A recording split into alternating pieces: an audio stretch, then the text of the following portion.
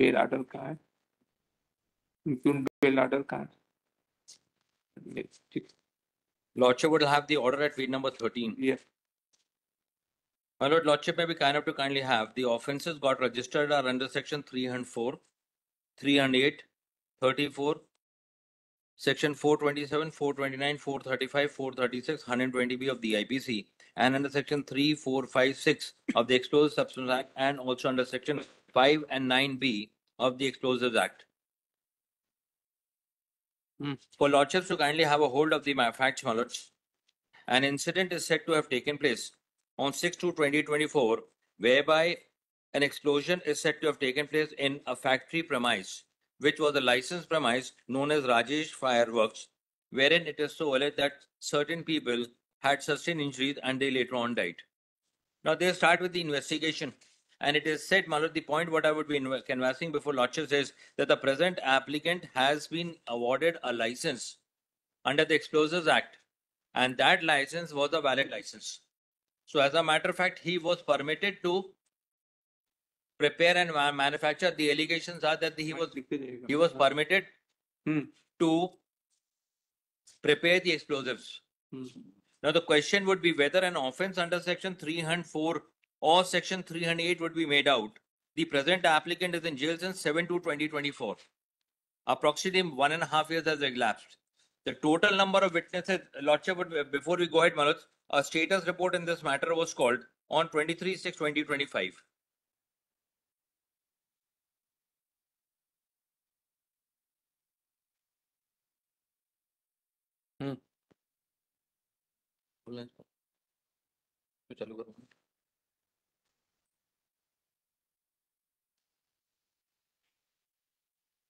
आ गया है ना report?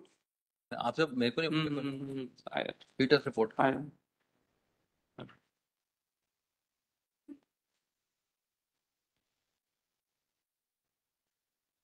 The total number of witnesses which are there is 436. And according to the instructions, when the bail application was filed, that was filed in the month of March, only 12 witnesses were examined till that time. Now what they say that now 18 witnesses. कितना? 18? 14.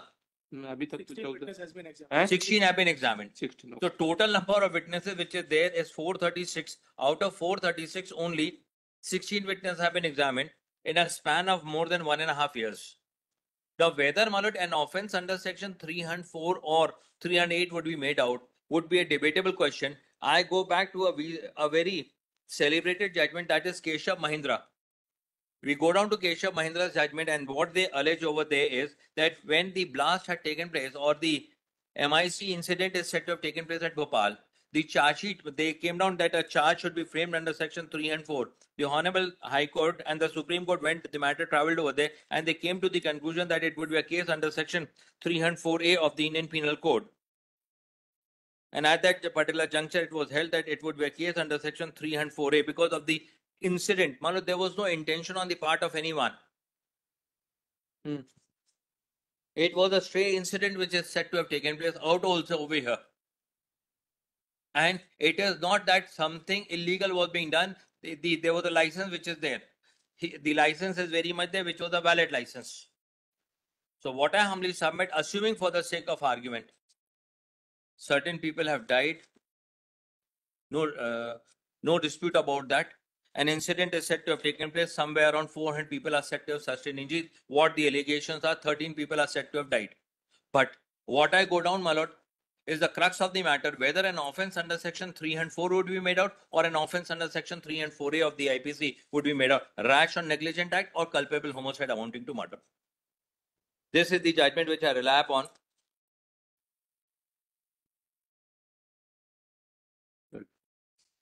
And what they say, my lords, we go ahead with this judgment. Madam, if you want to, must have seen that.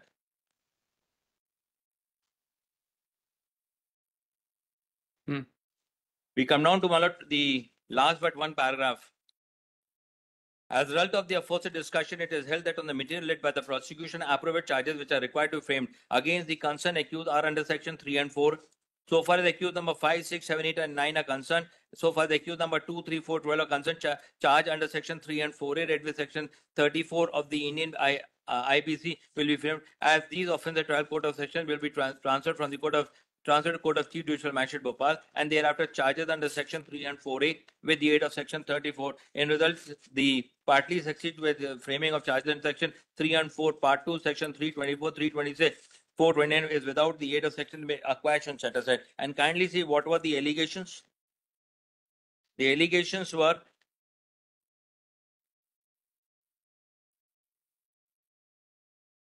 we come down to page number 2, Maloj. On the registration of the aforesaid criminal case, the station officer Bhopal arrested 5 employees of the factory, namely accused number 5 to 9, and kept the police custody. Accused number 1, 2, 3 were arrested on 7th December 1984. Out of the accused number 4, Warren Anderson was released on bail the same day. On 6th December 1984, the case was handed over to CBI. On completion of the charge sheet was presented to the CBI on the in the court of CJM Bhopal on the 1st December 19. In the present proceedings were not concerned with the completion with the question of paying compensation payable to the gas disaster victim at Bhopal and various steps taken by the government of India. We therefore do not dilate on these. Suffice to say the criminal proceeding related to the aid of arising from the Bhopal gas disaster were quashed by this court as a result of the proceeding which came so and so. And in this case, kindly see the charges which are framed. Firstly, that on or about the night intervening 2nd and 3rd December 1984 at Bhopal, the capital of MP, co-accused person so-and-so committed culpable not amounting to by causing death of 3,828 or more human beings by allowing the highly toxic gas known as MIC to escape from the tank number 610 of AP division plant of UCIL, knowingly that it is likely to cause death, and you sharing this common knowledge with them did not do anything to avoid the said escape of thus thereby committed an offence. Each count on the offence under section 3 and 4 part 2 read with section 35 of the Indian Penal Code and within the cognizance of this court and so this was the charge which was there. And ultimately, after having a detailed examination, what they say that it was an accident. Let's assume for the case in the hand, Maloj, the evidence which has come down, Maloj, which has been collected during the course of investigation. The statement, they say that there was a factory which was working over there. There's allegation that some of the factories which were there did not have, but so far the factory of the present applicant concerned, there was a valid license. The license was valid till March 2025. The incident is said to have taken place and later on allegations have been leveled. The incident is said to have taken place on 6th of February 2024 and then the allegations have been leveled. If we see to the order rejecting bail application, paragraph number 15, page 15, अभियोजन कहानी के अनुसार घटना दिनांक 6/2/24 को सुबह 11:25 बजे अभियुक्त राजेश और राजेश अग्रवाल एवं सोमेश अग्रवाल संचालक फटाका फैक्ट्री राजेश फायर वर्क्स में विस्फोट हो गया। इसके आधार पर थाना सिविल लाइंस में अपराध क्रमांक 100 प्रथम विवेचन ले गया। विवेचन दौरान पाया गया फैक्ट्री संचालन अभियुक्त राजेश और राजेश अग्रवाल, सोमेश अग्रवाल, प्रदीप अग्रवाल, आयुष अग्रवाल अभिषेक करते थे। मैनेजर आशीष एवं अमन तहखाने में थे तथा अभियुक्त मन्नी और रफीक खान बाहरी लोग पढ़ लिया। आप बता दीजिए। So this is what I'm saying, that it was a case of an accident which has occasioned over there. But no offense under section 3 and 4, even assuming for the sake of argument, if we consider that the police itself has come down to the conclusion that it was a case of culpable homicide not amounting to murder. Now, if it was a case culpable homicide not amounting to murder, the maximum punishment would be 10 years. 3 and 8, it would again be 10 years. In those circumstances, what I say, Malad, that where the man has remained in jail for approximately 1.5 years and only 16 witnesses out of the total quota of 436 witnesses have been examined. My infringement of Article 21, delayed trial. Secondly, no offense under section 3 and 4 being made out. Ultimately, Malad, assuming there was no intention, it is not the case of the prosecution.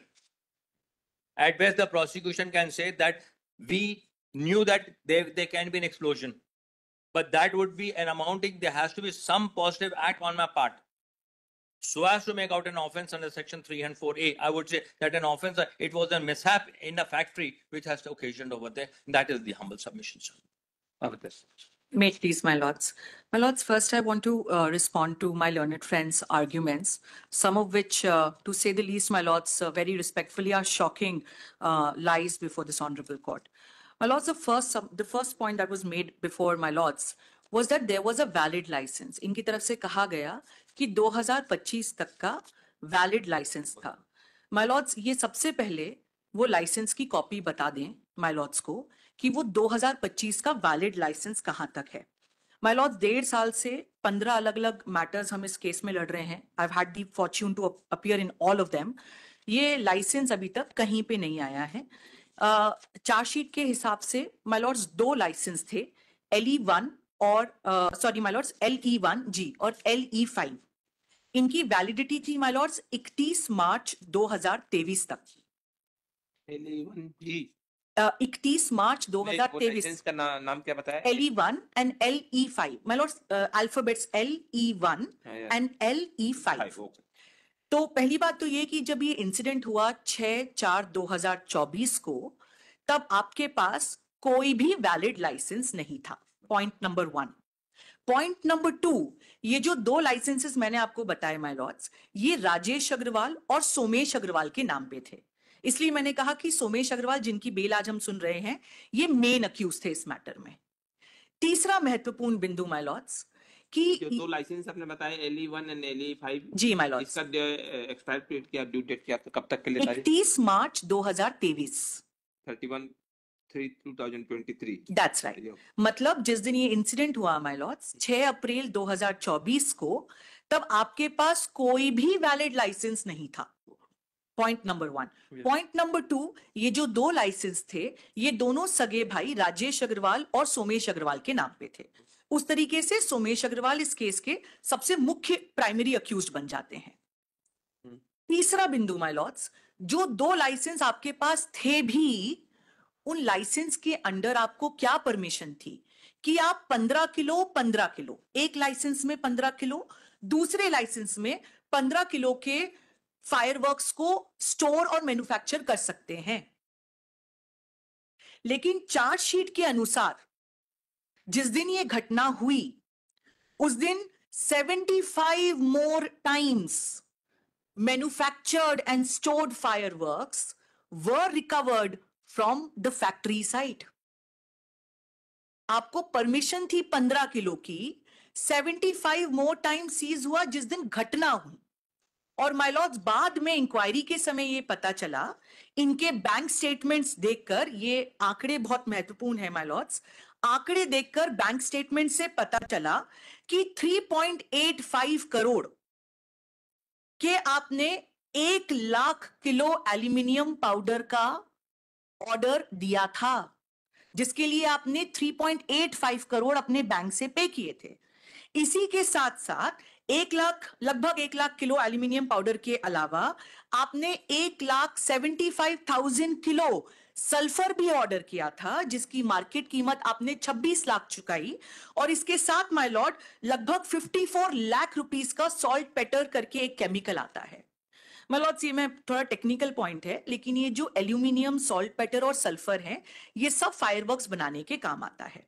तो यदि आपके पास 15 kilo का licence था भी, पहली बात तो यदि वो ये लाइसेंस वैलिड लाइसेंस मेरे लर्नेड काउंसिल बता दें, मैं आधी आर्ग्यूमेंट वहीं पे समाप्त कर दूंगी. लेकिन ये साफ झूठ कहना कि वैलिड लाइसेंस था, it is a very disappointing and shocking to me. Now let me finish my arguments please. ये आर्गुमेंट तो आधे खत्म कर देंगे ना, तो मैं आपको लाइसेंस दे रहा हूँ, देना license. This is the license which is उसके part of पास- the charge sheet. 1 मिनट आपका हो जाए, जी. उसके बाद आपका. हाँ, बता दें सर. सर, ये जो लाइसेंस आपको यदि दिखा भी देते हैं, उस लाइसेंस में एक लाइन लिखी है जिसको ये मिसयूज करते आ रहे हैं. बहुत सम्मान के साथ में ये बात कह रही हूँ. जो लाइसेंस इनका 2023 को एक्सपायर हो गया, इनके पास ऑप्शन था 2026 तक उसको रिन्यू कराने का, लेकिन रिन्यू हुआ नहीं था. पूरी चार्जशीट का आधार ये बना है.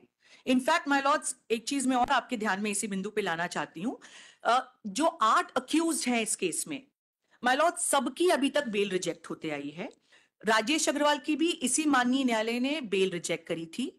अभी हाल ही में सुप्रीम कोर्ट ने किडनी ट्रांसप्लांट के सीरियस मामले को देखकर राजेश अग्रवाल को जमानत दी है। तो केवल राजेश अग्रवाल इंटरिम बेल पे दिसंबर 2025 तक बाहर है माय लॉर्ड, क्योंकि उनके कोर्ट के सामने उनके किडनी ट्रांसप्लांट के, वो वेस्ट बंगाल जाके किडनी ट्रांसप्लांट करा रहे हैं, उसके सारे डॉक्यूमेंट्स माननीय supreme court chief justice Gavai साहब के सामने रखे गए।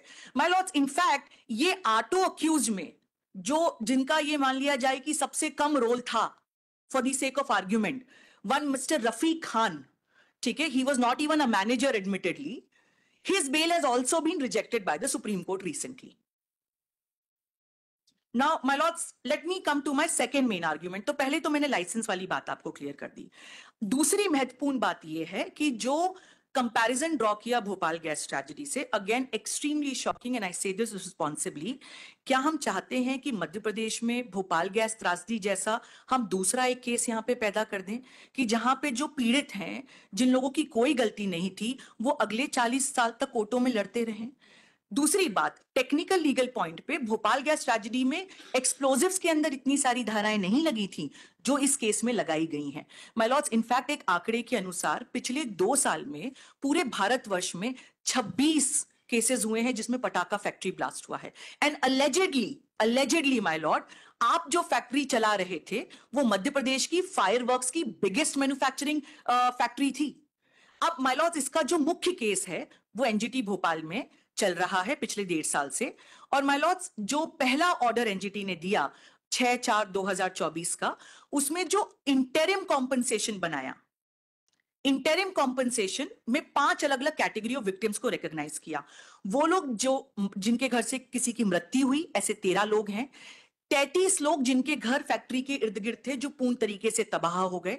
तीसरे वो लोग जो सीवियरली इंजर्ड है, एक महिला है उसके पेट की आंतें बाहर आ गई, एक आदमी है जिसका पूरा पैर टूट गया, एक दूसरा व्यक्ति है जिसका पूरा हाथ टूट गया।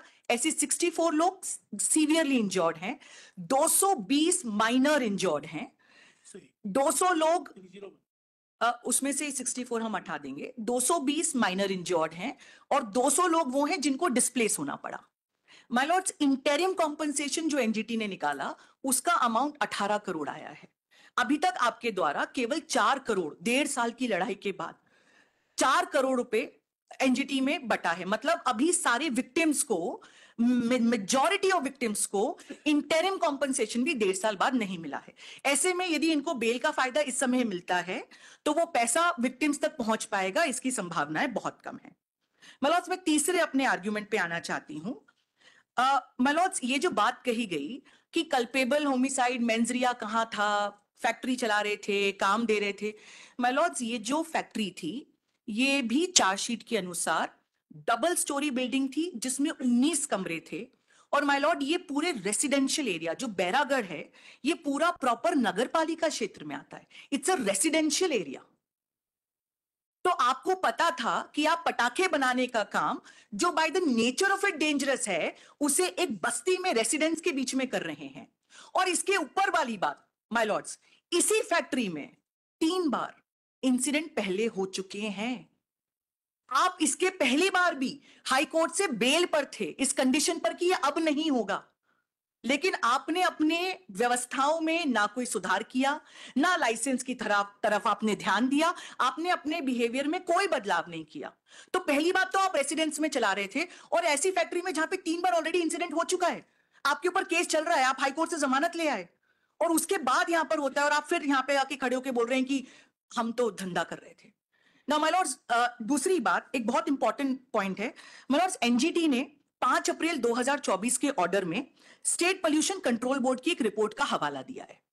एनजीटी का ऑर्डर 5 अप्रैल 2024 स्टेट पोल्यूशन कंट्रोल बोर्ड की हवाला है रिपोर्ट का। स्टेट पोल्यूशन कंट्रोल बोर्ड ने यह कहा है कि on their factory side there was a clear violation of environmental rules because in single inverted commas, the consent to operate and the consent to establish this factory under the Air Control and Pollution Act was not taken. तो licence तो एक बात है, पर my Lord's उसके अलावा भी residential area में अंडर पोल्यूशन एक्ट आपको जो परमिशंस चाहिए थी, ये स्टेट पोल्यूशन कंट्रोल बोर्ड की रिपोर्ट है एनजीटी के सामने माय लॉर्ड कि वो परमिशंस भी आपके पास नहीं थी। माय लॉर्ड्स, अगले पॉइंट पे जाते हुए बहुत इंपॉर्टेंट पॉइंट है कि जो घटनाक्रम हुई और आप में डायरेक्ट कैजुअल लिंक है, आपके ऊपर स्पेसिफिक एलिगेशन है, आप प्राइमरी अक्यूज्ड हैं। आप प्राइमरी अक्यूज्ड इस बात से भी बनते हैं कि जो फैक्ट्री साइट हम बैरागढ़ में बता रहे हैं माय लॉर्ड, इसका खसरा नंबर था 99/11 माय लॉर्ड्स, 99/11 खसरा नंबर था। ये जो प्रेमाइस था, it was jointly owned by Rajesh Agarwal and Somesh Agarwal. तो there is no way you can excuse yourself, because the factory site on which this blast took place, my lord, was jointly owned by you and Rajesh Agrawal. My lord, जिसको इन्होंने कहा कि mishap, ये घटना हो गई, इसमें कोई इंटेंशन थोड़ी नहीं था, और एक शब्द इस्तेमाल किया गया, accident. With respect, my lord, this was a human-made disaster. In fact, my lords, जब 6 तारीख को इस पे एकदम से ये बहुत बड़ी घटना हुई, माय लॉर्ड ये बताते हैं हरदा में कि 5 किलोमीटर दूर की रेंज तक लोगों के घर की खिड़कियां हिल गई थी, और उस दिन हरदा से भोपाल के बीच में लगभग 150 एम्बुलेंसेस लगातार बैक एंड फोर्थ कर रही थी। ये तो सरकारी आंकड़े हैं कि 13 लोगों की मृत्यु हुई, और ये सरकारी आंकड़े उस बात पे बेसिस हैं कि 13 लोगों के आपको शव आइडेंटिफाइबल हालत में मिले। यहां पर ये एडमिटेड फैक्ट है कि इस फैक्ट्री में वेस्ट बंगाल और छत्तीसगढ़ के आदिवासी अंचल लोग आके काम करते थे, जिनका कोई रिकॉर्ड नहीं था। उनके घर वालों को यह भी नहीं पता होगा कि यदि वो मर गए तो वो कहां गए, क्योंकि उनका कोई रिकॉर्ड ही नहीं है, और ना ही 1.5 साल तक सरकार ने कोई भी मिसिंग या हेल्पलाइन की कोई व्यवस्था करी। तो जिनके पुर्जे ही नहीं मिले, उनका तो कोई रिकॉर्ड ही नहीं है। जिनका रिकॉर्ड है वो ये कि 13 लोगों की मृत्यु हुई, 64 लोग सीवियरली इंजर्ड हुए, 220 लोगों को माइनर इंजरी आई, 33 फैमिलीज का घर तबाह हो गया, और माय लॉर्ड 200 लोग जो हैं वो अपने घर से डिस्प्लेस्ड हो गए। इतनी बड़ी केस में जिसमें कॉम्पनसेशन नहीं दिया गया हो, इस समय पर केवल विटनेसेस की संख्या देखकर बेल दे देना, my lord, it will be a travesty of justice. They will then argue parity in case of other accused.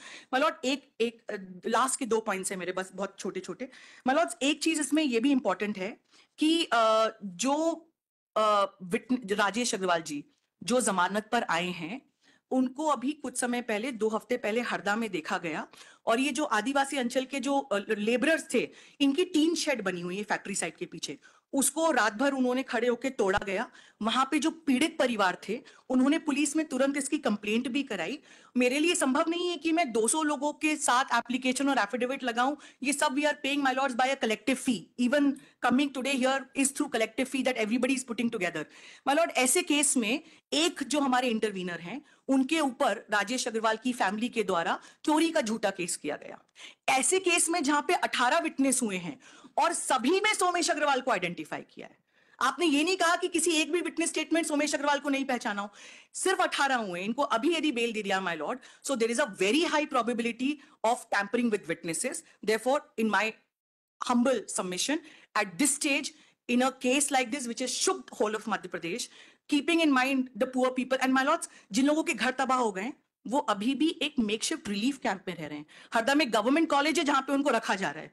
तो ऐसे में जब तक आपने मुआवजा भी नहीं पे किया है, आप टैंपरिंग ऑफ विटनेस में लगातार लगे हुए हैं, क्रिमिनल प्रेसिडेंस है my lords, the bail should be respectful. आप रिटन सबमिशन दे दीजिएगा मैडम, जो टेक्निकल पॉइंट हमसे जो हो सकता है। सर, मैंने इंटरवेंशन में ये सारे पॉइंट्स मेंशन किए। आप दे जो फैक्ट्री मालिक है, उसमें कि पीयूष गोयल उसके सिमिलर फैक्ट्स ग्राउंड पर बेल खारिज की सुप्रीम कोर्ट ने। सर, जो फैक्ट्री मालिक 3 है इसमें, कौन कौन?